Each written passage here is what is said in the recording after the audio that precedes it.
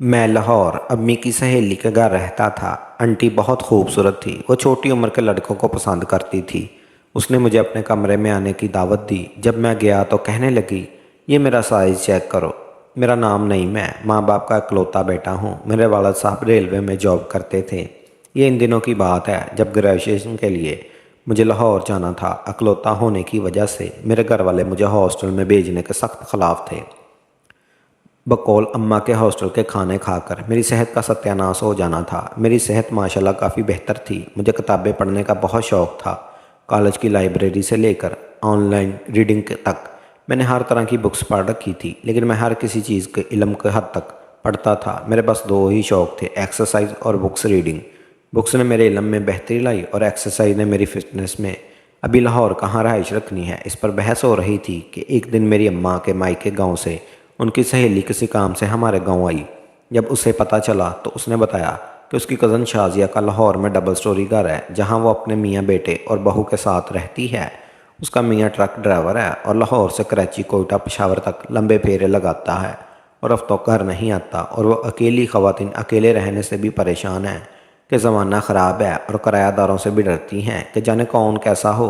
उन्होंने अम्मा को तसल्ली दी कि घबराओ नहीं, वो शाजिया आंटी से बात करेंगी और फिर इन्हें बताएंगी कि मेरी आज़ादी की सारी ख्वाहिशें दम तोड़ने को थी। लेकिन क्या करता, चंद दिन बाद अम्मा की सहेली का फ़ोन आया कि सब बंदोबस्त हो गया है। इनकी कज़न, जो अम्मा को भी जानती थी, बहुत खुश हुई कि घर का बच्चा मिल गया, असरार रहेगा। और यूं एक दिन मैं अपने अब्बा के साथ लाहौर रवाना हो गया। मेरे साथ माँ की बहुत सी दुआएं और बहुत सी पंजीरियाँ भी हमरा थी। अब्बा मुझे लाहौर छोड़ने आए। शादरा में उनका घर था। हम सुबह 11 बजे पहुँचे। आंटी शाजिया ने बहुत खुशी से हमारा इस्तकबाल किया और मुझे साथ लगा कर बोली, बहुत चंगा हुआ तुम यहाँ आ गए। और वह जाने क्या सोचकर मुझे साथ लगा रही थी। मुझे अपना पता है कि वो मुझे अजीब सा एहसास हुआ। दोपहर के खाने के बाद अब्बा वापस चल दिए। तब तक आंटी शाजिया से ही बातें होती रही। उनकी बहू किसी सहेली की शादी की शॉपिंग के लिए उसके साथ गई थी। अब्बा के जाने के बाद आंटी ने कहा, आओ तुम्हारा कमरा दिखाऊं। 2 मंजिला घर था जिसकी ऊपरी मंजिल पर 2 कमरे, एक हॉल और एक किचन बाथ था। मैंने शुक्र किया कि प्राइवेसी है। मैंने कहा, मैं ऊपर वाली मंजिल पर रहाइश रखूँगा। उन्होंने कहा, जैसे तुम्हारी मर्ज़ी, बेशक ऊपर सो जाना, लेकिन रहना नीचे भी। हम अकेले रह रहकर बोर होती हैं। मैंने नोट किया कि आंटी शाजिया घरेलू दुपट्टे में इतनी बड़ी नहीं लगती थी जितना मैंने सोचा था। थोड़ी सी मोटो, 40 साल की, इससे आसपास ही लगती थी। शाम के वक्त मैं ऊपर अपना सामान सेट कर रहा था। हॉल को एक्सरसाइज के सामान से सजाया, एक कमरे को स्टडी रूम और अपने नावल को सजाया और छुपाया। तभी बाहर दरवाजे पर किसी ने बेल दी। घर का इकलौता मर्द होने की वजह से मेरा फ़र्ज़ बनता था कि देखूं बाहर कौन है।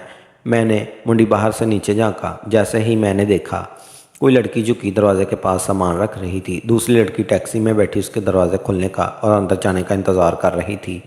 मैंने अंदाज़ा लगाया कि यह आंटी ही बहू है।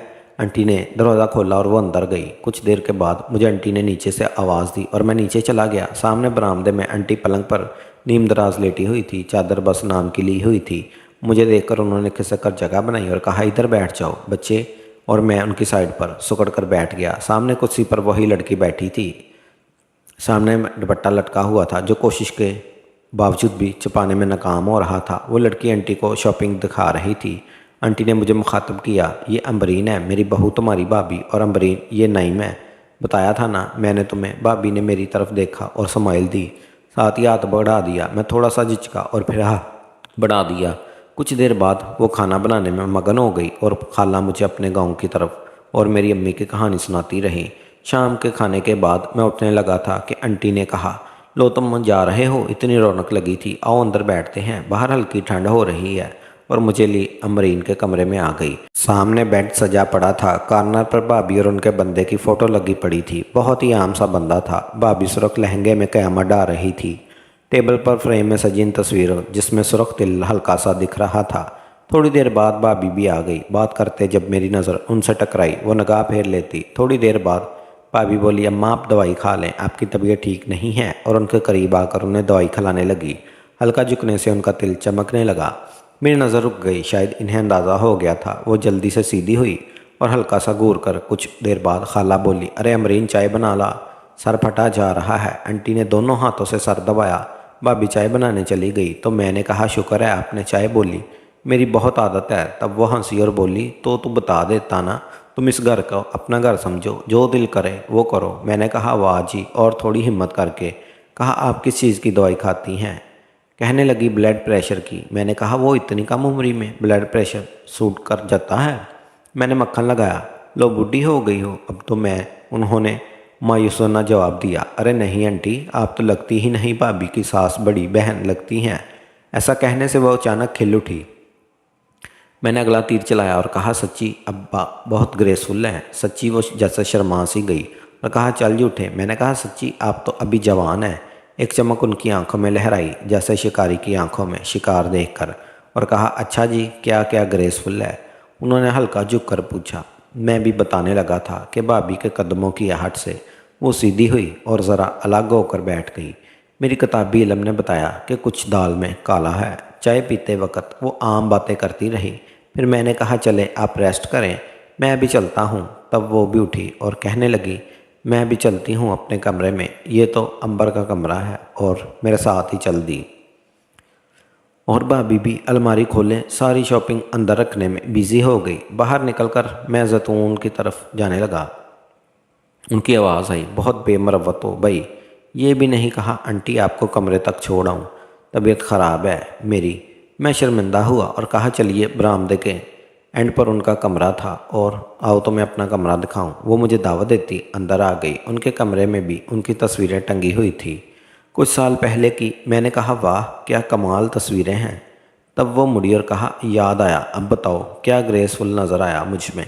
मैं थोड़ा सा झुक और कहा मुकम्मल ग्रेसफुल हैं। लो ये क्या बात? उन्होंने हल्का सा आबरू खम किया, शर्माया। तुम तौबा कितनी शाही हो। उन्होंने मेरे रुखसार को छुआ। उनका लमस आतशी था। मैंने थूक निकाला और कहा तो बता दूं। मेरे अंदर हिम्मत जागी। मेरा किताबी इल्म मुझे अलार्म दे रहा था। आप गुस्सा कर गई तो? लो अपनी तारीफ पर कौन गुस्सा करता है? उन्होंने मुझे बढ़ावा दिया। मैंने हिम्मत करके कहा आपका फिगर बहुत कमाल का है। वो एक लम्हे को चुप सी हो गई, जैसे इतनी तेज़ी की उम्मीद ना हो। उम्मीद मुझे कहाँ तक थी, बस बोल दिया तो बोल दिया। अगले लम्हे उनके गाल गुलाबी सफ़ेद, गोल चेहरा सुर्ख अनार सा हो गया, और उनकी आंखों में फिर वही चमक लहराई। वो बोले बदतमीज़। मैंने जानबूझकर मुंह बनाया और कहा देखा डांट दिया ना। अरे कब डांटा? वो मेरे पास आई और कहा ये लाड से कहा है। मैंने हिम्मत पकड़ी और कहा लाड से एक बात मैं भी पूछूं? उन्होंने शायद अंदाज़ा हो गया था कि क्या बात। उनकी आवाज़ लर्जी। मैंने कहा इस ग्रेसफुल चीज़ का साइज़ क्या है? मैंने आखिरी हद तक हिम्मत जमा करके आर पार सवाल पूछ लिया। वो चुप हो गई। मुझे लगा कुछ गलत हो गया। मैं सर झुकाए बाहर निकलने लगा। दरवाज़ा खोलकर मैं 2 कदम बाहर ही निकला था कि उनकी आवाज़ आई, बुद्धू लड़के। मैंने पीछे देखा। वो दरवाजे के बिल्कुल पास खड़ी थी और उन्होंने कहा 40। साथ ही वो शर्मा कर दरवाज़ा बंद कर लिया। मेरा दिल धड़क उठा और दिल में नारा गूंजा, और अपने कमरे में आकर उसी बारे में सोचता रहा। मुझे लगने लगा था कि आंटी बच्चेबाज है, और मेरे साथ जैसा बच्चा जो काफ़ी कलीन भी है, घर में भी बेहतरीन शिकार था। अभी मैं इन सोचों में था, अचानक कमरे में किसी की बेल की आवाज़ सुनाई दी, और मैंने इधर उधर देखा तो साइड टेबल पर फ़ोन बज रहा था। मैंने कुछ देर इंतज़ार किया। मैं गांव का बंदा था, सोचा किसी का घर है, जाने किसका फ़ोन हो। कुछ देर के बाद फ़ोन बंद हो गया। इन्हीं ख्यालों में गुम था कि सीढ़ियों पर से आवाज़ आई। मैं चौंक कर बोला जी। ये भाभी थी, कंबल ले लो। सीढ़ियों पर आकर वो वहीं से बोली। मैं वैसे ही कमरे से बाहर निकला। वो सीढ़ियों पर 2 कदम नीचे खड़ी थी। जाग रहे हो तो अंदर क्यों नहीं उठाया? लाइट जलती देखकर आवाज़ दी। कंबल रखना भूल गई थी। रात को ठंड हो जाती है। उफ, मैं समझा फ़ोन है। मुझे इंटरकॉम का नहीं पता। मैं सहन में रोशनी में खड़ा था। वो हल्के अंधेरे में मुझे लगा बात करते करते उनकी नज़र कहीं और रुकी हुई थी। वो जैसे चौंकी हो। जल्दी से नज़र घुमाकर उन्होंने ब्लैंकेट दिया और कहा बेल देती हूँ, फ़ोन सुन लेना। मैं कंबल ही अंदर आया तो मेरी नज़र सामने ड्रेसिंग टेबल के शीशे पर पड़ी, तो मैंने सोचा इसलिए भाभी चौंकी होगी। इतने में बेल फिर बची।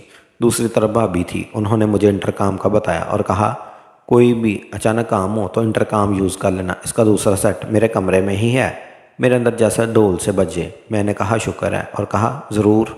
तब उन्होंने 2-4 बातों के बाद कॉल काट दी। अगली सुबह मेरी आंख देर से खुली। 11 होने वाले थे तो जिस्म एक्सरसाइज के लिए टूट रहा था। देर से ही सही, लेकिन कुछ वक्त पर टांगे जमा कर डांट शुरू कर दी। साथ ही मेरा जहन आंटी और भाभी के बारे में सोच रहा था। वार्म अप के बाद मैंने शर्ट उतारी और प्रैक्टिस करने लगा, कानों में हैंड फ्री लगाकर तेज़ धुन पर एक्सरसाइज। अचानक मुझे किसी ने छुआ। मैं चौंक कर पलटा तो वो भाभी थी। कब से आवाज़ दे रही हूँ आंटी, और तुम यहाँ पहलवान बन रहे हो? उन्होंने गड़बड़ा कर कहा। हम बिल्कुल साथ लगे थे। जल्दी से आओ, आंटी नाश्ते पर वेट कर रही हैं। वो तेज़ी से पलटी। कुछ देर बाद जब मैंने नीचे गया तो आंटी सामने बैठी थी। आज तो वो गज़बड़ा रही थी। उनके कमीज़ का गला काफ़ी खुला था। मेरी आंखें चमकी तो उन्होंने मुझे घूर कर भाभी का एहसास दिलाया और अपने पास आकर बैठने को कहा। मैंने कहा, कैसी तबीयत है आपकी? आज तो गज़बड़ा रही हैं आप। उन्होंने कहा, बुद्धू ग्रेसफुल के साथ मैं सास भी हूँ, ध्यान से और बहुत बेहतर हूँ। कहीं जाने का इरादा है क्या? मैंने छेड़ा। उन्होंने कहा, नहीं, जाना तो कहीं नहीं, फ़िलहाल तो मैं घर में ही हूँ और सोचा कि तुम्हारे साथ कुछ एंजॉयमेंट की जाए। तो आज का क्या प्रोग्राम है तुम्हारा? उन्होंने मुझसे मेरे प्रोग्राम के बारे में पूछा, जिसे सुनकर मेरे दिमाग में वाकई ही ये अजीब अजीब से ख्यालात आने लगे कि वाकई ही दाल में कुछ काला है। तो मैंने सोचा कि जल्दी से शिफ्टिंग कहीं और करने का सोचता हूँ, इससे पहले कि यहाँ पर कोई और ही काम शुरू हो जाए, क्योंकि मुझे शुरू से ही अच्छी फीलिंग नहीं आ रही थी। और मैंने जो डबल मीनिंग गुफ्तगू की थी उसका मकसद सिर्फ़ और सिर्फ ये था कि मैं अगले बंदे को अच्छी तरह से जांच लूँ कि क्या वाकई ही वो भी इसी तरह की बातें सोच रहा है जो मेरे दिमाग में आ रही हैं। और बात 100% सच साबित हुई। इसी वजह से मैंने शुरू दिन से ही इनको जज करना शुरू कर दिया था। और फिर मैंने अपनी प्लानिंग की कि जल्द अज जल्द मुझे अपनी रहाइश का बंदोबस्त कहीं और करना होगा, और जितना जल्दी मुमकिन हो सके उतनी जल्दी, इससे पहले कि कुछ गलत काम शुरू हो जाए।